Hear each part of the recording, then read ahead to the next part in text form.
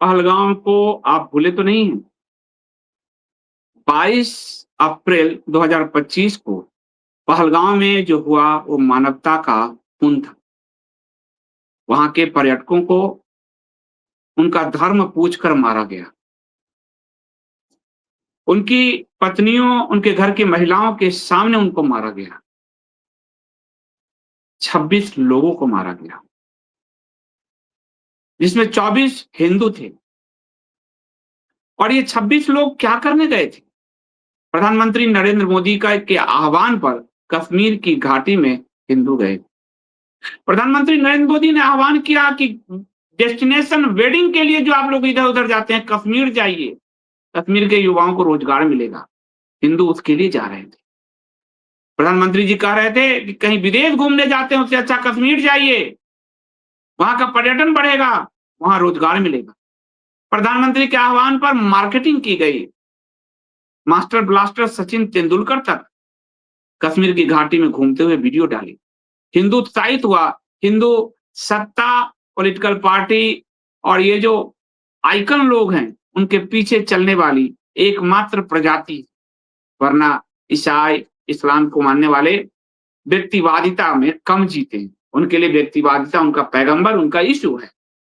लेकिन हिंदू के लिए तो नेता, क्रिकेटर, सिनेमा वाला सब पूजा के योग्य बन जाते हैं। और इसलिए उनके कहने पर वो गए और फिर 22 अप्रैल को धर्म पूछकर हिंदुओं को मारा गया। उस पर एनआईए की एक चार्जशीट आई है। उस चार्जशीट में जो खुलासा हुआ है, वह देश के गद्दारों के चेहरे को बेनकाब करता है। आज की इस वीडियो में आपको उन गद्दारों के चेहरे को के बारे में ही बताया जाए। तो आप वीडियो को लाइक कीजिए, चैनल सब्सक्राइब करिए, बेल आइकन दबाइए, ऑल का बटन दबाइएगा ताकि सारी नोटिफिकेशन आपको मिलती रहे। ज्वाइन बटन से इस चैनल को, इंडिया स्पीक डेली को बचाए रखिए। सब्सक्रिप्शंस भरिए, क्योंकि नो लेफ्ट नो राइट की पत्रकारिता में विज्ञापन और व्यूअरशिप नहीं है। आप सब्सक्रिप्शन भरेंगे तो आप वस्तुनिष्ठ, बोल्ड और सनातन मूल्यों वाली आवाज को सुन पाएंगे। तो या तो ज्वाइन बटन दे अथवा क्यूआर कोड के जरिए आप सब्सक्रिप्शन भरिए। और indiaspicdaily.in पर वह जो खबरों की पूरी श्रृंखला चल रही है कि and the RSS and syndicate file, उसको जरूर पढ़िए। वहां भी आपको सब्सक्रिप्शन भरना पड़ेगा। 100 रुपीज इधर, 100 रुपीज उधर। आप सब्सक्रिप्शन यदि भरते हैं तो आपको पत्रकारिता का वो पैमाना मिलेगा जो अभी खत्म हो चुका है। नमस्ते, मैं हूं संदीप देव और आप देख रहे हैं India speak daily. No left no right, only Sanatani voice. लौटता हूं इस प्रोमो के बाद और बताऊंगा आपको एनआईए की चार्जशीट में पहलगांव के गद्दारों के बारे में क्या कहा गया।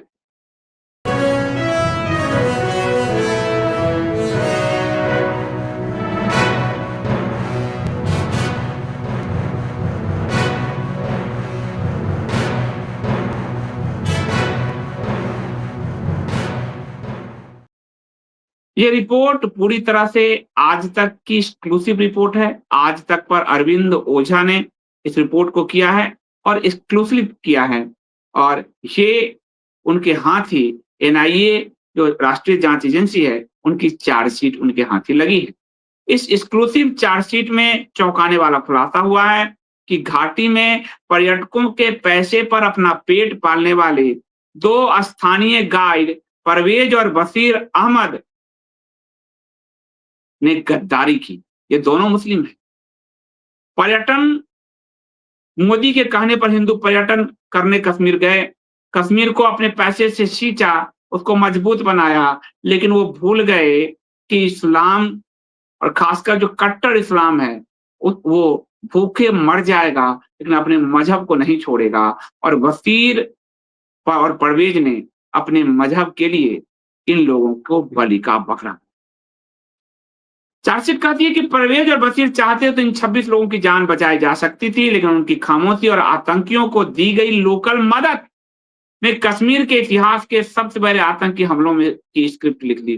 कश्मीर के इतिहास का सबसे बड़ा आतंकी हमला आज तक लिख रहा है। किसके कार्यकाल में हुआ? नरेंद्र मोदी जी के कार्यकाल में। उससे पहले कश्मीर में एक साथ सबसे अधिक जो सैनिक मारे गए कब हुआ? पुलवामा, मोदी के कार्यकाल में। और वो कहते हैं आतंकवाद नहीं हुआ। चार्जशीट के अनुसार हमले से एक दिन पहले यानी 21 अप्रैल 2025 को 3 आतंकवादी फैजल जट उर्फ सुलेमान, हबीब ताहिर उर्फ छोटू और हमजा अफगानी पहलगाम इलाके में घूम रहे थे। तीनों आतंकियों ने स्थानीय लोगों से संपर्क किया और उनसे सुरक्षित ठिकाने की मांग की कि हम मार के भागेंगे तो कहाँ छुपना चाहिए। एनआईए को जो बयान दिया है बशीर अहमद ने, उसने बताया कि उसने तीनों आतंकियों को देखा था। आतंकियों ने उससे कहा कि उन्हें किसी सुरक्षित जगह पर ले जाया जाए। इसके बाद बशीर उन्हें एक पेड़ के नीचे रुकने को कहकर परवेज की झोपड़ी यानी ढोंक पर पहुंचा और परवेज व उसकी पत्नी को चुप रहने के लिए कहा। कल कांड होगा, सब चुप रहो। शाम 5 बजे बशीर इशारे से तीनों आतंकियों को बुलाकर परवेज की झोपड़ी में ले गए। चार्जशीट के अनुसार आतंकियों के हाथों में हथियार थे, उनके बैग में भी हथियार भरे थे। वो उर्दू में बात कर रहे थे, लेकिन उनका लहजा पंजाबी था। बशीर ने पूछताछ में माना कि हुलिया देखकर वो समझ गया था कि वे मुहाजिर यानी आतंकी हैं। आतंकियों ने खुद को बेहद थका प्यासा बताते हुए अल्लाह के नाम पर मदद मांगी। परवेज और बशीर ने उन्हें पानी पिलाया, चाय पिलाई, खाना खिलाया, लेकिन सेना और पुलिस को उनकी सूचना नहीं दी। जांच में सामने आया कि तीनों आतंकी करीब 5 घंटे तक उस झोपड़ी में रुके रहे। इस दौरान उनके और 2 स्थानीय लोगों के बीच लंबी बातचीत हुई उनके साथ।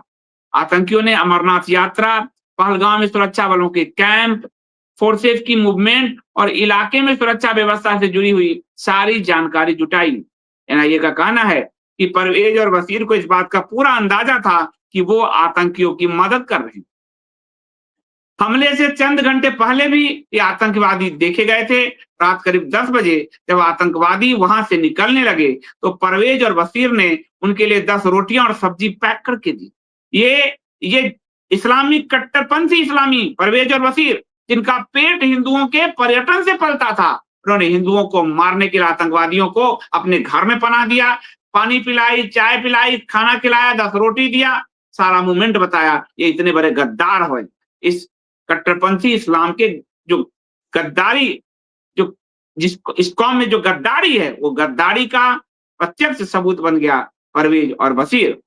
आतंकियों ने अपने साथ हल्दी, मिर्च, नमक, पतीला और कड़छी भी ले गए चार्जशीट में खाना बनाने के लिए। चार्जशीट में कहा गया कि आतंकियों ने बदले में परवेज को 3000 रुपए दिए। पैसा लेकर हिंदुओं की जान का सौदा किया इस गाइड ने, टूरिस्ट गाइड ने, मुस्लिम टूरिस्ट गाइड ने। जांच में यह भी सामने आया कि हमले वाले दिन 22 अप्रैल को परवेज और बशीर ने उन्हीं तीनों आतंकियों को बैसरन घाटी के बाहर फेंस पर बैठे देखा। वहां फिर भी परवेज और बशीर ने उन तीनों की सूचना सुरक्षा कर्मियों को नहीं दी। दोनों उस दिन 2 पर्यटकों को लेकर बैसरन घाटी गए थे। जब वे पर्यटकों को लेकर वापस लौट रहे थे, तभी उनकी नजर आतंकियों पर पड़ी कि अच्छा ये तीनों वहीं बैठे हैं। कुछ देर बाद दोनों नीचे पहलगाम पहुंचे, तभी ऊपर बैसरन की घाटी में आतंकवादी हमला हो गया।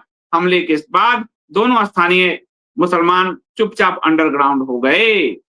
तो ये गद्दार जो इस्लाम कौम का ये जो 2 गद्दार है, इसके विरुद्ध यदि इस्लामिक जो स्कॉलर हैं, इस मुसलमान है, वो नहीं बोलते हैं, इसका मतलब है वो इस आतंकवादियों के साथ सहयोग कर रहे हैं, सहभागिता कर रहे हैं। आपके ये सिर्फ कहने से कि भारत में कट्टरता बढ़ रही है, हिंदू कट्टर हो रहा है, इससे काम नहीं चलेगा। कट्टरता आपके अंदर है। आप बार-बार ब्लीड देते हो, खून बहाते हो हिंदुओं का। यदि फिर भी कोई मुसलमान तथाकथित बुद्धिजीवी, सेकुलर और ये सब जो अपने आप को कहते हैं नहीं बोलता, तो समझिए इस मामले में मुसलमानों की जो चुप्पी है वही आतंकवाद को फला फुला रहा है और वही हिंदुओं को मार रहा है। इसमें कहीं न कहीं इनकी मौन सहमति है। अभी के लिए इतना ही। आप हमारे साथ बने रहिए, देखते रहिए India speak daily. No left no right, only Sanatani voice. मैं हूं आपका संदीप देव। धन्यवाद।